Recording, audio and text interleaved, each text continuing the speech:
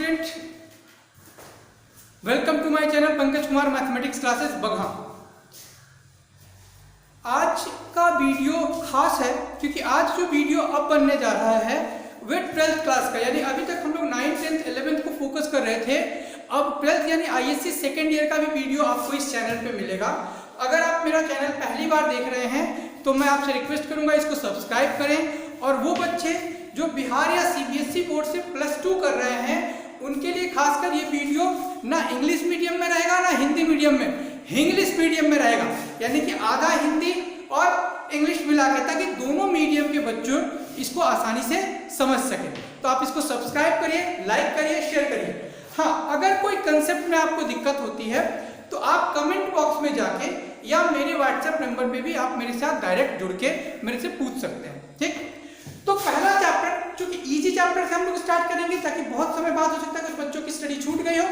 तो मैंने जो चैप्टर लिया है उसका नाम है मैट्रिसेस, हिंदी में जिसको बोलते हैं आव्यूह। ठीक है, यहाँ पे मैंने सब लिख दिए हैं क्योंकि मैं मैट्रिसेस बोलूंगा। मैट्रिसेस का मतलब आव्यूह होता है, रो का मतलब पंक्ति होता है, कॉलम का मतलब स्तंभ होता है, ऑर्डर का मतलब कोटि, और एलिमेंट का मतलब अवयव। इसको मैं डिलीट नहीं कर रहा हूँ, ये अपने जगह पे है। जहां ये शब्द आएगा वहां मैं आपको हिंदी और इंग्लिश दोनों माध्यम से बताते चलूंगा। तो देखो बेटा, मैट्रिसेस क्या होता है? पहला चीज कि व्हाट इज द मैट्रिसेस, यानी कि आव्यूह। तो देखो आव्यूह क्या है? It is the rectangular, rectangular मतलब क्या होता है? आयताकार। अरेंजमेंट मतलब क्या होता है? सजाना। It is a rectangular arrangement of the some numbers, यानी कि कुछ संख्याओं को आयताकार में एक प्रॉपर तरीके से, सिस्टमेटिक ढंग से सजाने का जो तरीका होता है उसको हम बोलते हैं आव्यूह, यानी कि मैट्रिसेस। या कह सकते हैं it is the arrays of सब नंबर, इन किसी नंबर के एरेज को भी हम लोग क्या कहते हैं? मैट्रिसेस कहते हैं। तो दो बात को ध्यान रखिएगा कि मैट्रिसेस का सिंबल या तो हम ऐसे लगाते हैं कैपिटल ब्रैकेट की तरह, या हम क्या करते हैं? ऐसे लगाते हैं। ठीक, तो ये दो किसी भी तरीके से आप मैट्रिसेस को सिंबलाइज कर सकते हैं। अब मैट्रिसेस के दो पार्ट होता है, एक जो कॉपी के लाइन के समानांतर, यानी कि पैरेलल जो लाइनें खींची जाती है, ये इसको हम क्या बोलते हैं अंग्रेजी में? इसको हम अंग्रेजी में बोलते हैं बेटा रो, यानी हिंदी में हम इसको क्या बोलेंगे? पंक्ति। हिंदी में इसको क्या बोलेंगे? पंक्ति। और जो लाइन इसके परपेंडिकुलर यानी लंबवत खड़ी हो इसको हम क्या बोलते हैं? कॉलम, यानी हिंदी में क्या बोलेंगे? स्तंभ। तो दो बात आपने समझ लिया कि मैट्रिसेस क्या है कि आयताकार किसी नंबर को प्रॉपर तरीके से सजाने का जो तरीका होता है उसको हम लोग क्या बोलते हैं? रेक्टेंगल बोलते हैं, मैट्रिसेस बोलते हैं। दूसरी बात आपने समझा कि मैट्रिसेस के दो पार्ट होते हैं, एक रो जिसको बोलते हैं पंक्ति, दूसरा कॉलम जिसको बोलते हैं स्तंभ। अब देखिएगा कि ऊपर से गिनना शुरू करेंगे, ये जितना मान लीजिए एक खाना 1 2 3 4 तो एक रो, 1 2 3 4 तो दूसरा रो, 1 2 3 4 तो तीसरा, यानी कि इसके अंदर क्या हो गया? 3 तरीके की पंक्तियां होंगी, पहली पंक्ति, दूसरी पंक्ति, तीसरी पंक्ति। अब स्तंभ यानी कि कॉलम की अगर हम बात करें तो ये एक खड़ी लाइन है, एक कॉलम, ये दूसरी खड़ी लाइन है, 2 कॉलम, ये तीसरी खड़ी लाइन है, ये हो गया 3 कॉलम। ठीक, तो ये जो मैट्रिक्स है, अब यहाँ पे हमें एक चीज निकालना है जिसको हम बोलते हैं ऑर्डर, ऑर्डर ऑफ मैट्रिक्स, यानी कि आव्यूह का कोटि।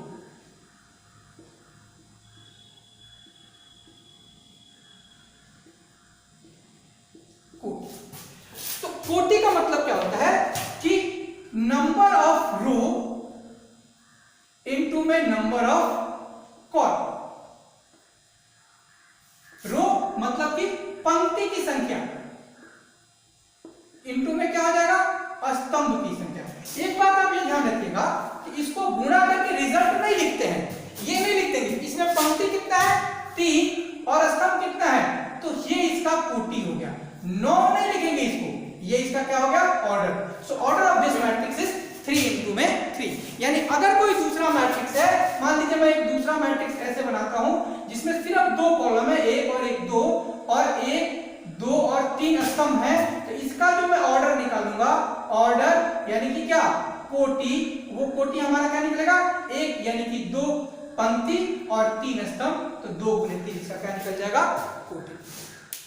ठीक, तो किसी भी एलिमेंट का, किसी भी मैट्रिसेस का ऑर्डर आप लोग आसानी से निकाल सकते हैं, कोटि आसानी से निकाल सकते हैं, पंक्तियों की संख्या गुणे स्तंभ की संख्या। ठीक है, यहां तक अब दूसरी चीज जो आपको यहाँ पे समझनी है वो समझनी है कि अवयव किसे बोलते हैं। अगला चीज आपको समझना क्या है, अवयव। अवयव को जिसको आप लोग बोलते हैं एलिमेंट यानी कि तत्व।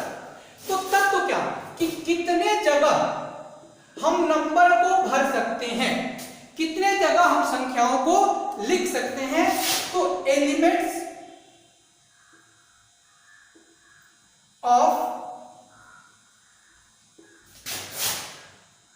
Matrix is equal to number of row into में नंबर ऑफ कॉलम का रिजल्ट कितना है, ये जो आएगा वो हमारा क्या हो गया, अवयव। यानी कि अवयव के अवयव की संख्या, यानी कितने अवयव हैं यहां पे, तो क्या हो जाएगा, पंक्ति गुने में अस्तंभ। जैसे इसमें क्या है, 3 पंक्ति है और 3 स्तंभ, यानी कि यहां पे क्या हो जाएगा, 9 इसके अवयव हो गए। ठीक है, अब कोई भी 9 एलिमेंट मान लीजिए 2 3 5 7 0 0 1 2, तो ये हमारा क्या हो गया, एक मैट्रिसेस बन गया। अब यहां सोचने वाली बात क्या है कि हर एक अवयव, हर एक एलिमेंट का अलग अलग पता होता है, इंडिपेंडेंट। ठीक, तो अब ये देखिए, अगर मैं इसको पूछूं कि भाई इसका पता क्या है, यहां पर मुझे चिट्ठी भेजनी है, इसका एड्रेस क्या है, इसका एड्रेस क्या है, तो पहले मैं रो में देखूंगा कि ये कितने नंबर रो में है, 1 नंबर, और कितने नंबर कॉलम में है, 2 नंबर, इसका पता हो गया A12। ए हम लोग नोट करते हैं, डिनोट करते हैं वो सभी एलिमेंट के लिए। अगर मान लीजिए पूछता है कि इसका पता क्या है, इसका पता ध्यान से देखिए, ए पहला रो, सॉरी दूसरा रो और पहला कॉलम।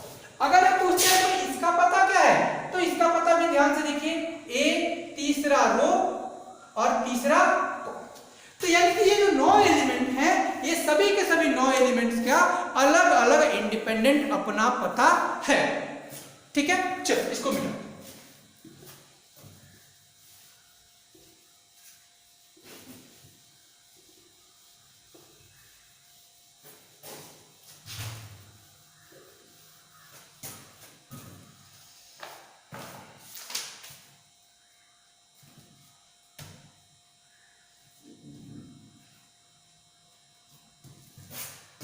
दो बात आपको और ध्यान रखनी है, जिसको हम लोग क्या बोलते हैं, रो यानी कि क्या, पंक्ति। इसको हम लोग m और i दोनों से डिनोट करते हैं। इसको हम बोलते हैं कॉलम या फिर क्या, स्तंभ। इसको हम लोग n और j दोनों से डिनोट करते हैं। ठीक है, तो ये बात आप याद रखिएगा कि हम इसको m और n दोनों से डिनोट करते हैं।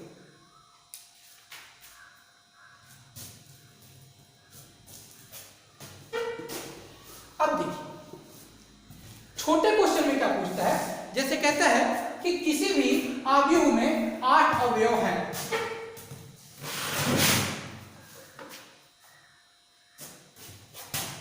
पहला क्वेश्चन क्या है, यदि किसी अवयव, मैं बस एक ही क्वेश्चन लिख रहा हूं, आगे से नहीं लिखूंगा, आपको सिर्फ क्वेश्चन बता दूंगा, में 8 अवयव हैं,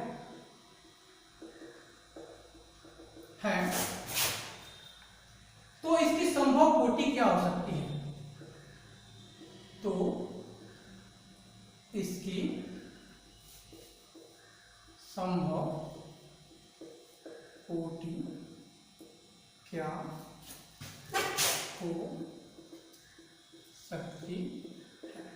अगर ये क्वेश्चन इंग्लिश मीडियम में होता तो क्या होगा कि right the possible order of a matrix which has the 8 element, यानी किसी ऐसे मैट्रिक्स के वो सारे पॉसिबल ऑर्डर लिखिए जिसके अंदर 8 एलिमेंट हो। अब सुनो, बहुत मुश्किल नहीं, आपको 8 के फैक्टर बना लेने, यानी कि ढूंढ लेना है किस किस के टेबल में आता है, 1 में आता है, 2 में आता है, 4 में आता है और 8 में आता है। ठीक, तो अब 1 इंटू क्या लिखें कि रिजल्ट में 8 बन जाए, 2 इंटू में क्या लिखें कि रिजल्ट 8 बन जाए, 4 इंटू में क्या लिखें कि रिजल्ट 8 बन जाए, और 8 इंटू में क्या लिखें कि रिजल्ट 8 बन जाए, ये आपको ढूंढना है। तो जाहिर सी बात है 1 इंटू 8 लिखेंगे तो रिजल्ट बन जाएगा, 2 इंटू 4, 4 इंटू 2 और 8 इंटू में 1।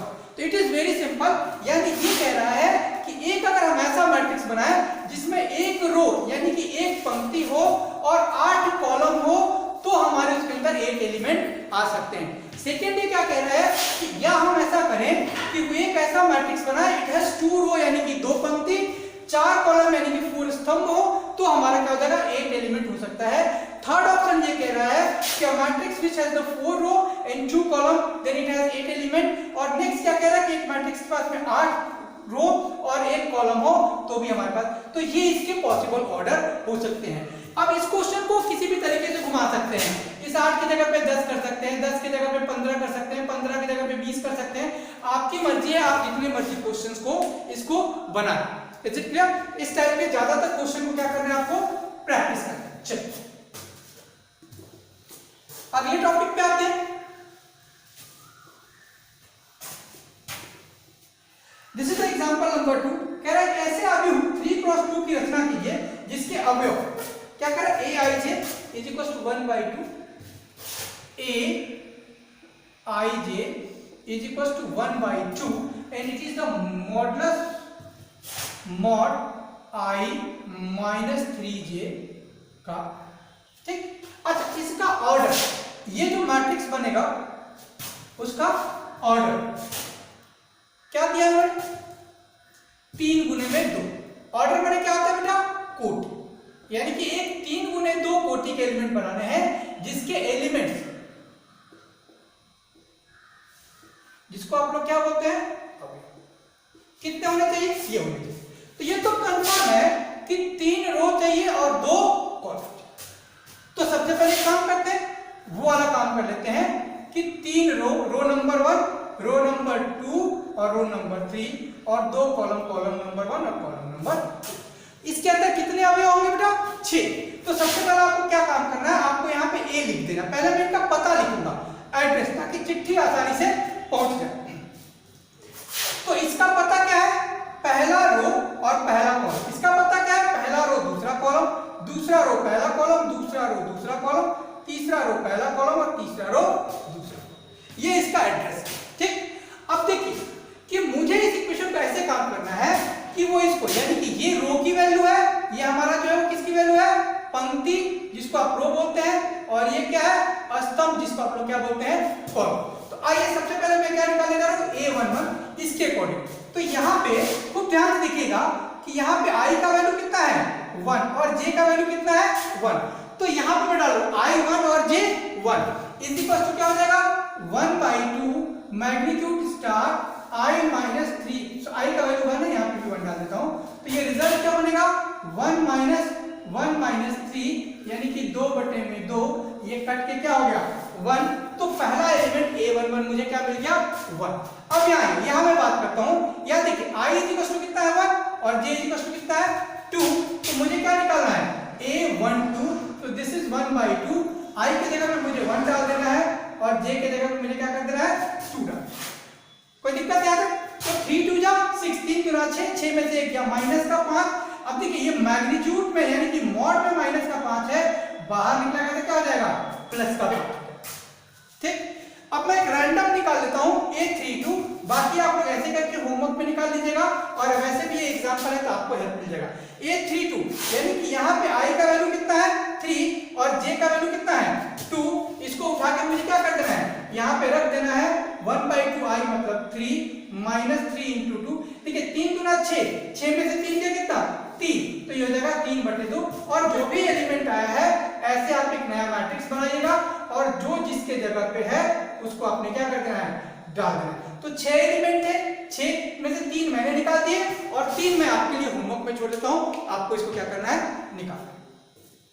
आज का वीडियो ये छोटा वीडियो बनेगा, ठीक है, क्योंकि आज के बाद हर ऑल्टरनेट डेज पे आपको एक वीडियो मिलेगा, यानी कि अगला वीडियो आपको ट्यूसडे को मिलेगा।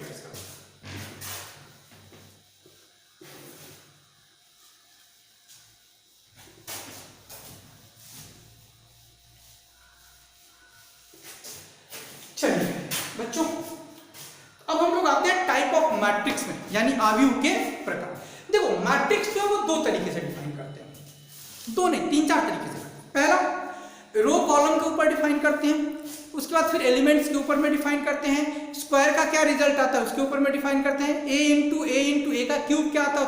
तो अलग अलग दुनिया भर के यानी कि जितने टाइप ऑफ मैट्रिक्स आपके बुक में दिया हुआ है एनसीईआरटी में, इसके अलावा 10-12 मैट्रिक्स ऐसे हैं जो कि एनसीईआरटी में नहीं दिया हुआ है।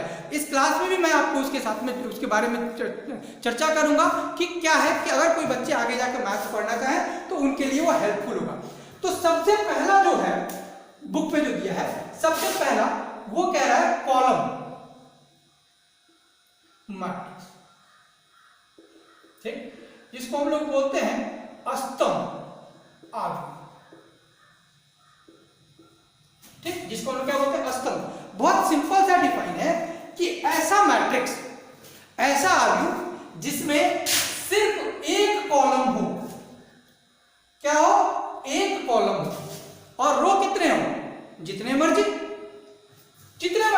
1 2 4 5 6 0 कुछ भी। अभी देखो ये फर्स्ट रो हो गया, दिस इज सेकेंड रो, ये तीसरा, ये चौथा, ये पांचवा, ये छठा। जगह होता तो मैं और भी लिख सकता था, लेकिन पंक्ति क्या है, एक ही पंक्ति है, सब एक ही स्तंभ है। तो पंक्तियां, एक पंक्ति 2 3 4 5 और 6 पंक्ति, लेकिन स्तंभ क्या है, एक है। इसको हम बोलते हैं स्तंभ आव्यूह यानी कि कॉलम मैट्रिक्स। अगला जो हमारे पास आता है बेटा, जिसको हम बोलते हैं रो आव्यूह।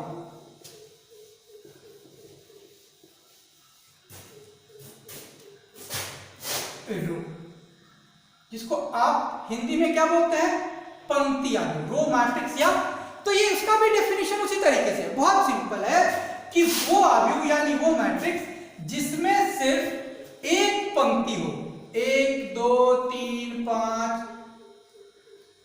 0 -2 ये। तो देखिए इसमें पंक्ति की संख्या कितनी है, एक, लेकिन स्तंभ यानी कॉलम 2 3 4 5 और 6 अलग अलग इसमें क्या है, कॉलम है। इनको हम क्या बोलते हैं, रो मैट्रिक्स यानी कि पंक्ति आव्यूह, ठीक। अगला जो तीसरा आपके पास में दे रहा है वो कह रहा है वर्ग आव्यूह यानी कि स्क्वायर मैट्रिक्स, वो मैट्रिक्स जिसके रो और कॉलम यानी number of row should be equal to number of the column, such matrix is known as the square matrix. क्या है स्क्वायर,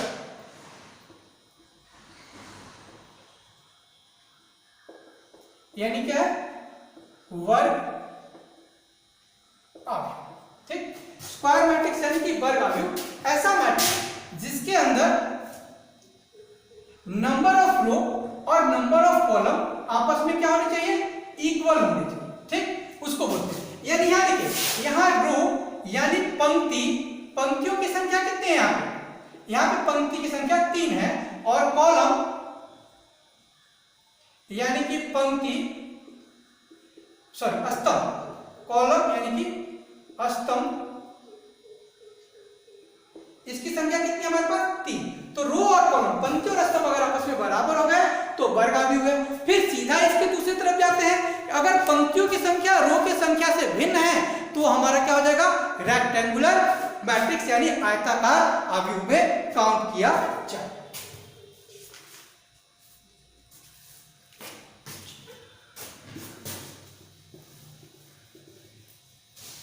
तो स्क्वायर मैट्रिक्स का एक एग्जांपल मैं आपको देता हूं, उदाहरण वर्गाकार आव्यूह का एक उदाहरण है, 1 2 3 4, नहीं देखिए तो 2 पंक्ति और 2 स्तंभ, 2 गुना 2 3 गुना 3 4 गुना 4, ये सारे एग्जांपल जो हैं वो क्या है, स्क्वायर मैट्रिक्स के एग्जांपल हैं। तो स्क्वायर मैट्रिक्स में क्या होता है, यहाँ पे क्या होगा, ai = j और m = n। एक छोटा क्वेश्चन आपको यहाँ से पूछ सकता है, if aij is a square matrix then option दे देगा, m is not equals to n, m equals to n, m is greater than n, m is less than 1। तो वहां पे क्या होगा, या i j के में भी आपसे पूछ सकते हैं। तो ये ध्यान रखिएगा कि अगर ये स्क्वायर मैट्रिक्स होगा तो ये काम हो सकता है, ठीक। अगला हमारे पास क्या है, डायगोनल यानी विकर्ण।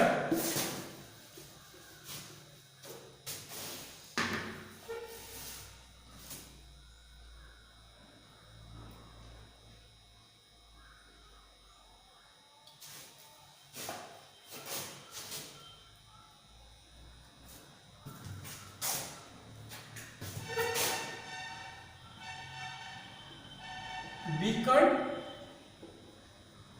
आव्यूह जिसको हम बोलते हैं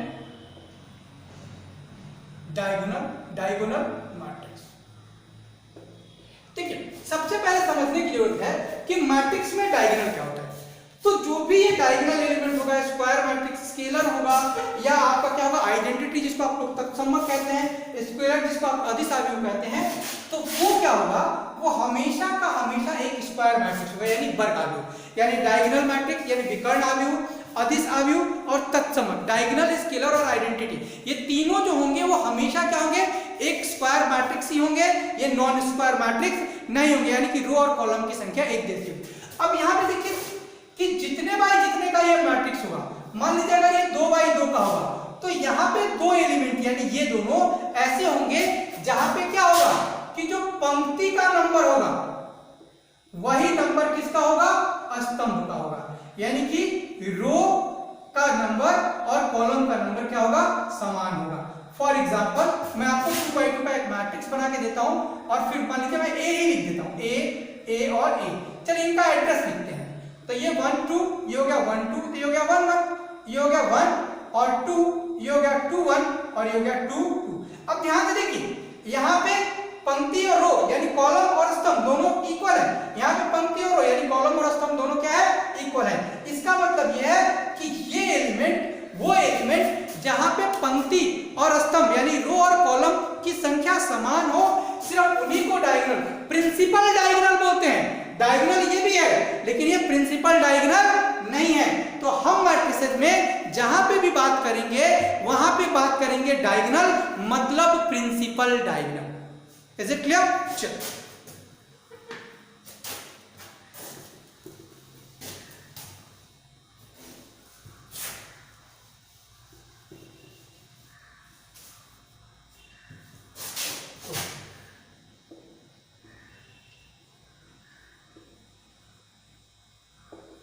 तो डायगोनल मैट्रिक्स क्या कहता है कि प्रिंसिपल डायगोनल पे सिर्फ एलिमेंट हो 1 2 3 और नॉन प्रिंसिपल डायगोनल के बाकी सारे एलिमेंट जो क्या होने चाहिए, वो 0 होने चाहिए। ठीक, इसको बोलते हैं डायगोनल। एक बात और ध्यान रखिएगा, विकर्ण अवयव की एक और खासियत है, ये जो 3 एलिमेंट मैंने लिखा है ना, ये तीनों एक समान नहीं होने चाहिए। फॉर एग्जाम्पल ये 2 0 0 0 2 0 0 0, अब यहां 2 नहीं आएगा, सम अदर नंबर एक्सेप्ट 2 के अलावा कुछ भी होगा, तभी ये डायगोनल मैट्रिक्स का डायगोनल कहा जाएगा। अगर यहां पे भी 2 आ जाता है तो इसको हम डायगोनल नहीं बोलेंगे, ये तब हमारा क्या हो जाएगा, अदिश अवयव यानी कि स्केलर मैट्रिक्स हो जाएगा। तब ये क्या हो जाएगा,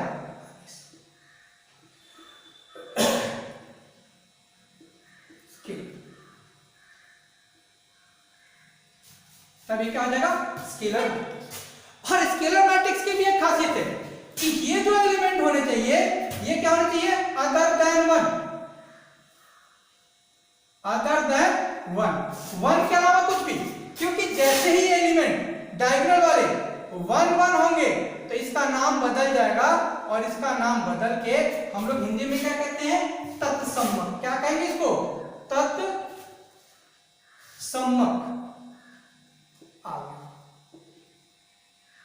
यानी आइडेंटिटी।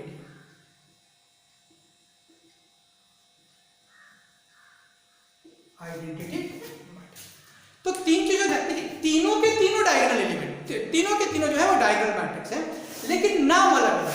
यानी इस डायगोनल पे जो कम से कम 2 एलिमेंट जो है वो सेम होने चाहिए, सॉरी कम से कम एक एलिमेंट क्या होना चाहिए, अलग होना चाहिए। अगर कम से कम एक एलिमेंट अलग है तो डायगोनल में आएगा। अगर तीनों एलिमेंट एक जैसे हैं, 1 नहीं है, 1 के अलावा 2 3 4 5 6 7 कुछ भी है, तो वो अदिश यानी कि स्केलर मैट्रिक्स हो जाएगा। लेकिन अगर कोई मैट्रिक्स ऐसा है जिसके डायगोनल एलिमेंट पे सिर्फ 1 1 है, उसको हम बोलते हैं तत्समक। अच्छा, इसका अलग से रिप्रेजेंटेशन होता है, इसको हम लोग आई से रिप्रेजेंट करते हैं। अगर ये लिखा हो कहीं पे I2 तो आप समझ जाइएगा कि इसका ऑर्डर यानी कि जो कोटि है वो क्या है, 2 गुने 2 का है। अगर वहां पे क्या लिखा होगा I3 तो आप समझ जाइएगा कि इसका जो कोटि है वो 3 गुना 3 का है, क्योंकि चूंकि ये स्क्वायर मैट्रिक्स होते हैं, स्क्वायर में रो और कॉलम दोनों समान होते हैं, इसलिए I2 और I3 से शॉर्ट फॉर्म में हम क्या करते हैं, इसको रिप्रेजेंट करते हैं।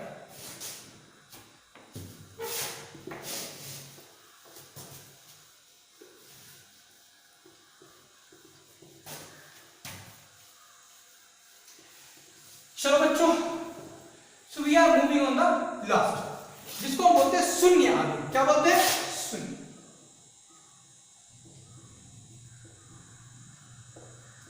जीरो।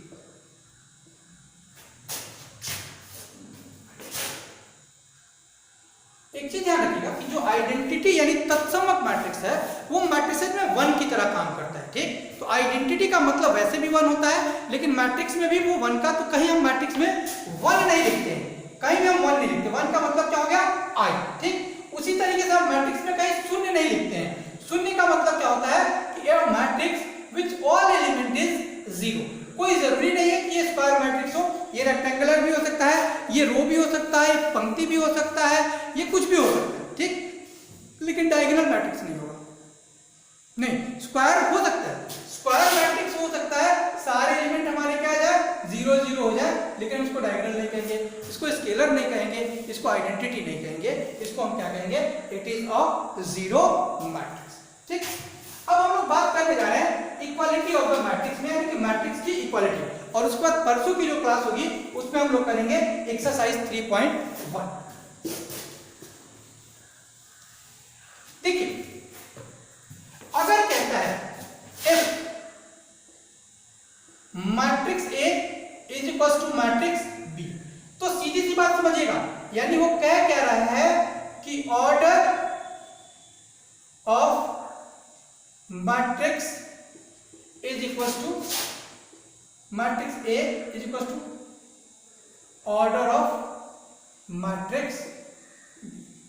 कहने का मतलब कि अगर इसकी कोटि 2 गुने 3 है, इसकी कोटि भी 2 गुने 3 होगी, तभी जाके बराबर होगा, नहीं तो बराबर नहीं होगा। एलिमेंट पर है, देखिए अगर किसी मैट्रिक्स में 6 एलिमेंट्स है, यानी कि 6 अवयव है, नहीं तो उसका कोटि 1 गुना 6, 2 गुना 3, 3 गुने 2, 6 गुना 1, नहीं इतने तरीके से हो सकता है, क्योंकि सबका प्रोडक्ट तो 6 ही आ रहा है। तो वैसा नहीं होना कि इसके एलिमेंट पे कभी भी हम क्लियर नहीं करेंगे, हम हमेशा चेक करेंगे कि अगर मैट्रिक्स A मैट्रिक्स B के बराबर है तो what is the order of matrix A, यानी इसका कोटि क्या है, and what is the order of matrix B, यानी इसका कोटि क्या है। अगर इन दोनों के कोटि यानी दोनों के ऑर्डर अगर समान है तब वो मैट्रिक्स आपस में इक्वल होंगे, नहीं तो वो मैट्रिक्स क्या होंगे? आपस में इक्वल नहीं होंगे। फॉर एग्जांपल, मैं एक एग्जांपल देता हूं, फिर इसको मैं खत्म करता हूं। अगर कहता है कि मैट्रिक्स A मैट्रिक्स है जिसमें A, B, C और D एलिमेंट है, और एक मैट्रिक्स B है जो कि 2, 3, 4 और 5 है। कहता है कि if यानी कि यदि A is equal to B तो फाइंड ABC। तो हम देख लेंगे इसका कोटि कितना है? 2 गुने में 2। इसका कोटि कितना है? 2 गुने में 2। तो यहाँ पे A, B, C और D लिख देते हैं, और यहाँ पे इस मैट्रिक्स को डाल देते हैं 2, 3, 4 और 5। अब कंपेयर कर देते हैं, by comparison A is equal to क्या हो गया? 2, corresponding element B is equal to क्या हो गया? 3, C इज इक्वल टू क्या हो गया? 4 और D इज इक्वल टू क्या हो गया? 5। So thank you very much, see you on day after tomorrow.